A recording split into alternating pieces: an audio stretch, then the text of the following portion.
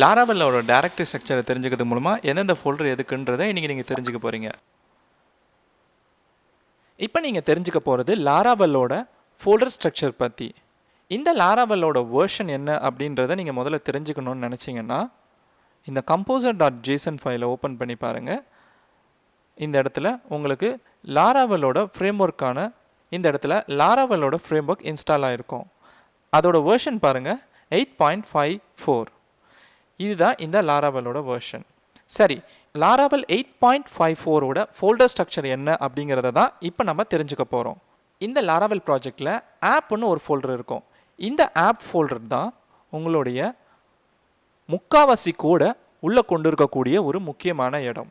இதுக்குள்ளே இருக்கிற எல்லா கோடுமே ரொம்பவே இந்த அப்ளிகேஷனுக்கு முக்கியமான கோடாக இருக்க போகுது. இன்னும் சொல்லப்போனால் நீங்கள் உங்கள் அப்ளிகேஷனுக்காக எழுத வேண்டிய கோடே இதுக்குள்ளே தான் அதிகமாக இருக்கும். இதை பற்றி தெரிஞ்சுக்க வேண்டிய விஷயம் நிறைய இருக்கிறதால இதை பற்றி நம்ம அப்புறமா பார்க்கலாம். அடுத்தது பூட்ஸ்ட்ராப் என்ற டைரக்டரி. இந்த டைரக்டரிக்குள்ளே app.phpன்னு ஒரு ஃபைல் இருக்கும். உங்களுடைய லாராவெல்லோட ஃப்ரேம்ஒர்க்குக்கு தேவையான எல்லா விஷயமும் இந்த app.phpன்ற ஃபைல் தான் உள்ளே கொண்டு வரும். என்ன தான் ப்ரௌசரில் நீங்கள் யூஆர்எல் போட்டு என்டர் பண்ணாலும் உங்கள் அப்ளிகேஷனுக்கான வேலையை தொடங்குறதே இந்த app.php தான். அடுத்து இந்த ஃபோல்டருக்குள்ளேயே இருக்கிற கேட்ச்ன்ற ஃபோல்டர். இந்த கேட்ச்ன்ற ஃபோல்டர் பேரை பார்க்கும்போது உங்களுக்கு தெரிஞ்சிருக்கும். கேட்ச் சம்மந்தப்பட்ட டேட்டாவை ஸ்டோர் பண்ணக்கூடிய ஒரு ஃபோல்டர். இதுக்குள்ளே பேக்கேஜஸ் சர்வீசஸ்ன்னு சொல்லிட்டு 2 ஃபைல்ஸ் இருக்குது. இது ரெண்டுமே உங்கள் லாராவெல் ஆப்புக்கு தேவைப்பட்ட பேக்கேஜஸ் எல்லாத்தையும் ஸ்டோர் பண்ணி வச்சுக்கக்கூடிய ஒரு இடம். அடுத்தது சர்வீசஸ் அப்படின்ற இந்த ஃபைல். இதில் உங்களுடைய லாராவெல் அப்ளிகேஷனோட கான்ஃபிகரேஷன் சம்மந்தப்பட்ட எல்லா டேட்டாவையும் கொண்டு இருக்கும். இந்த 2 ஃபைலும் இதுக்குள்ளே இருக்கிறதுக்கான காரணம் என்னென்னா, ஒவ்வொரு தடவையும் லாராவெல் உங்களுடைய கான்ஃபிகரேஷனை திரும்ப திரும்ப லோட் பண்ணிக்கிட்டு இருக்க முடியாது. ஒரு தடவை நீங்கள் அதை பண்ணி வச்சிட்டிங்கன்னா இந்த கேட்ச் ஃபைல்ஸ் ஜென்ரேட் ஆகிடும். அடுத்த தடவை இந்த டேட்டாவை மட்டும் ஈஸியாக சுலபமாக உங்களுடைய கான்ஃபிகரேஷன்ஸை மட்டும் எடுத்துக்கிட்டு லாராவெல் தன்னுடைய வேலையை செஞ்சுக்கிட்டு இருக்கோம். அடுத்தது கான்ஃபிக் டைரக்டரி. இந்த கான்ஃபிக் டைரக்டரிக்குள்ளே ஏகப்பட்ட கான்ஃபிகரேஷன் ஃபைல்ஸ் இருக்கும். இது எல்லாமே உங்கள் அப்ளிகேஷனுக்கு தேவையான கான்ஃபிகரேஷன் ஃபைல்ஸ். அது எல்லாமே உங்கள் அப்ளிகேஷனில் ஒவ்வொரு சர்வீசஸுக்கான கான்ஃபிகரேஷன் தான்.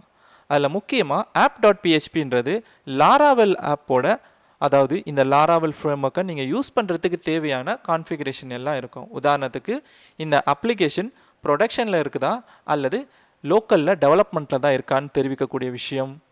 அப்புறம் உங்களுக்கு எரர்ஸை காமிக்கிறதுக்காக டீபக்கை நீங்கள் ட்ரூவில் வச்சுருக்கீங்களா அல்லது ஃபால்ஸில் வச்சுருக்கீங்களா. அடுத்து உங்களுடைய இந்த ப்ராஜெக்டோட யூஆர்எல் என்ன, இந்த மாதிரி உங்கள் அப்ளிகேஷனுக்கான எல்லா கான்ஃபிகரேஷனையும் இது உள்ளே கொண்டு இருக்கும். ஆனால் நல்லா ஞாபகம் வச்சுக்கோங்க, நம்ம எந்த ஒரு கான்ஃபிகரேஷனுக்கான வேல்யூவும் டைரெக்டாக இப்படி உள்ளே கொடுக்க போகிறதில்ல. எல்லாமே நம்ம இஎன்வின்ற மெத்தட் மூலமாக தான் உள்ளே கொடுத்துருப்போம். அதில் முக்கியமாக இஎன்வியில் ஒரு கீயோட நேம் இருக்கும். இந்த இஎன்வின்றது என்ன அப்படின்னா என்விரான்மெண்ட் ஃபைல்லேருந்து வரக்கூடிய வேல்யூஸ். டைரெக்டாக உள்ள எந்த ஒரு கான்ஃபிகரேஷன் வேல்யூஸும் உள்ளே கொடுக்கக்கூடாது.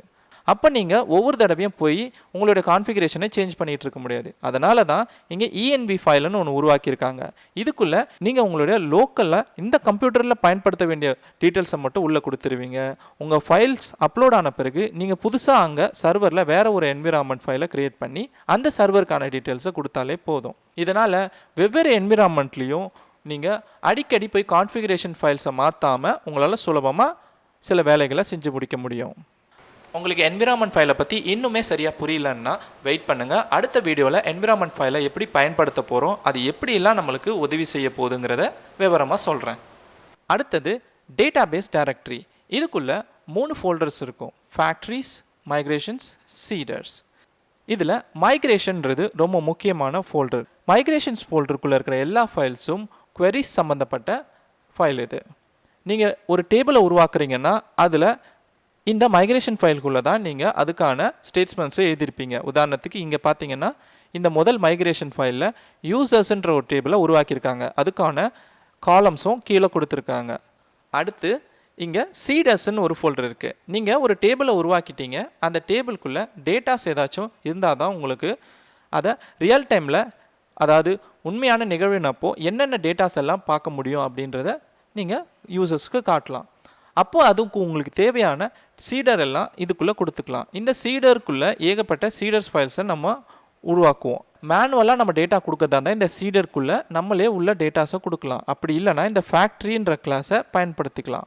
இந்த யூசர் ஃபேக்ட்ரின்ற இந்த கிளாஸே உங்களுக்கு ஒரு யூசருக்கான டம்மி டேட்டாவை உருவாக்குறதுக்கான ஒரு கிளாஸ். இதனால தான் இந்த ஃபேக்ட்ரிஸ்ன்ற ஃபோல்டரை நம்ம பயன்படுத்துகிறோம். இது வெறும் ஒரு டேபிளுக்கு மட்டும் இல்லை, நீங்கள் எத்தனை டேபிளுக்கு வேணாலும் ஃபேக் டேட்டாஸை உள்ளே ஜென்ரேட் பண்ணிக்கலாம். மொத்தத்தில் இந்த ஃபேக்ட்ரின்றதும் சீடருங்கிறதும் உங்களுடைய டேபிளுக்கான டேட்டாவை ஜென்ரேட் பண்ணக்கூடிய விஷயங்கள். அடுத்தது பப்ளிக் டைரக்டரி. பப்ளிக் டைரக்டரிக்குள்ளே index.php அப்படின்னு ஒரு ஃபைல் இருக்கும். இதுதான் உங்களுடைய சர்வர்லேயோ அல்லது லோக்கல்லையோ ஒரு யூஆர்எல்லை அக்சஸ் பண்ணும் போது ஜென்ரேட் பண்ணுற எல்லா ரிக்வஸ்ட்டும் நுழையக்கூடிய முதல் இடம். இந்த இடத்துல தான் உங்களுடைய அப்ளிகேஷனுக்குள்ளே எல்லா விஷயமுமே ஆரம்பிக்குது. அதே மாதிரி பப்ளிக் டைரக்டரி இந்த index.phpக்கு மட்டும் இல்லை, இந்த ஃபோல்டருக்குள்ளே தான் நீங்கள் உங்கள் வெப் அப்ளிகேஷனுக்கு தேவையான அசெட்ஸ், அதாவது சிஎஸ்எஸ், ஜேஎஸ் மாதிரியான ஃபைல்ஸ் எல்லாத்தையும் உள்ள ஃபோல்டர்ஸாக போட்டு வச்சுருப்பீங்க. ஏன்னா பப்ளிக் டைரக்டரிக்குள்ளே தான் டைரெக்டாக போய் ஒரு ரிக்வெஸ்ட் தன்னுடைய ஃபைல் எதுவோ, அதாவது சிஎஸ்எஸ், இமேஜஸ், ஜேஎஸ் மாதிரியான ஃபைலை டைரெக்டாக அக்சஸ் பண்ண முடியும். இதை தவிர்த்து எந்த இடத்துலையுமே ஒரு ஃபைலை அது டைரெக்டாக அக்சஸ் பண்ண முடியாது.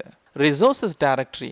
ரிசோர்ஸஸ் டைரக்டரிக்குள்ளே நீங்கள் உங்களுடைய வியூஸ்னு ஒரு ஃபோல்டர் இருக்குது. இதுக்குள்ளே தான் உங்களுடைய வியூ ஃபைல்ஸ் எல்லாத்தையும் வச்சுருப்பீங்க. வியூ ஃபைலுன்றது ஒன்றுமே இல்லை, நீங்கள் உங்களுடைய வெப்சைட்டில் பார்க்கக்கூடிய HTML ஃபைல்ஸ் எல்லாத்தையுமே இதுக்குள்ளே தான் வச்சுருப்பீங்க.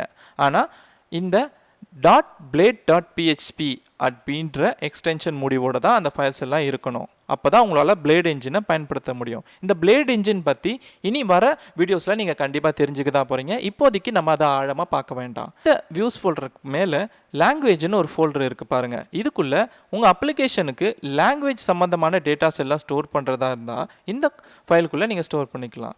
அடுத்தது ரவுட்ஸ் டைரக்டரி. இந்த ரவுட்ஸ் டைரக்டரிக்குள்ளே வெவ்வேறு ரவுட்ஸ் ஃபைல் இருக்கும். ஒன்று ஏபிஐக்கு, ஒன்று சேனல்ஸ்க்கு, ஒன்று கன்சோல்ஸ்க்கு, கடைசியாக வெப்புக்கு. இந்த வெப்ன்றது தான் ரொம்ப முக்கியமான ஒரு ஃபைல். ஏன்னா வெப் அப்ளிகேஷனுக்கு எழுதக்கூடிய ரவுட்ஸ் எல்லாமே இதுக்குள்ளே தான் இருக்க போகுது. இந்த அடுத்தது ஸ்டோரேஜ் டைரக்டரி. உங்களுடைய ஃப்ரேம் ஒர்க்குக்கு தேவையான கேட்ச் ஃபைல்ஸ் எல்லாம் உள்ளே ஸ்டோர் செய்யப்பட்டிருக்கும். அதோட உங்களுடைய செஷன், அதாவது ஒரு குறிப்பிட்ட நேரத்துக்கான டேட்டா எல்லாமே இதுக்குள்ளே தான் உருவாக்கப்பட்டிருக்கும். இது இந்த அப்ளிகேஷனில் அது மட்டும் இல்லாமல் டெஸ்டிங் சம்மந்தப்பட்ட டேட்டாவும் வியூவோட கேட்ச் டேட்டாவும் எல்லாமே இந்த ஸ்டோரேஜ்ன்ற ஃபோல்டருக்குள்ளே தான் சேவ் செய்யப்படுது. அது மட்டும் இல்லாமல் உங்களுடைய அப்ளிகேஷனுக்குன்னு செப்பரேட்டாக நீங்கள் ஒரு ஸ்டோரேஜை கூட நீங்கள் உருவாக்கிக்கலாம். உதாரணத்துக்கு இங்கே ஏற்கனவே இருக்கிற இந்த பப்ளிக் டைரக்டரி மாதிரி. அடுத்தது இந்த டெஸ்ட் டைரக்டரி. இதுக்குள்ளே நீங்கள் ஒவ்வொரு யூனிட் டெஸ்ட், அதாவது யூனிட் டெஸ்ட்ன்றது உங்களுடைய அப்ளிகேஷனுக்குள்ளே இருக்கிற ஒவ்வொரு கோடையும் ஒவ்வொரு ஃபங்க்ஷனையும் நீங்கள் டெஸ்ட் பண்ணி சொல்லக்கூடிய டெஸ்ட் தான் இந்த யூனிட் டெஸ்ட். இந்த யூனிட் டெஸ்ட்டுக்கான ஃபைல்ஸ் எல்லாம் இங்கே ஸ்டோர் செய்யப்படும். அதே மாதிரி ஃபீச்சர் டெஸ்ட்டுக்கான எல்லா ஃபைல்ஸும் இங்கே உருவாக்கப்பட்டிருக்கும். இந்த கோர்ஸோட முடிவில் தெரிஞ்சுக்க தான் போகிறோம். கடைசியாக வெண்டார் டைரக்டரி. இது இந்த அப்ளிகேஷனுக்குள்ளே நீங்கள் பார்க்கவே கூடாத ஒரு டைரக்டரி தான். ஏன்னா இந்த வெண்டார் டைரக்டரிக்குள்ளே நம்ம போய் எதுவுமே செய்ய போகிறது கிடையாது. இந்த வெண்டார் டைரக்டரின்றது இந்த லாராவெல் மட்டும் இல்லை, இந்த லாராவெல்குள்ளே பல்வேறு தேர்ட் பார்ட்டி பேக்கேஜஸ் எல்லாம் பயன்படுத்துகிறோம்.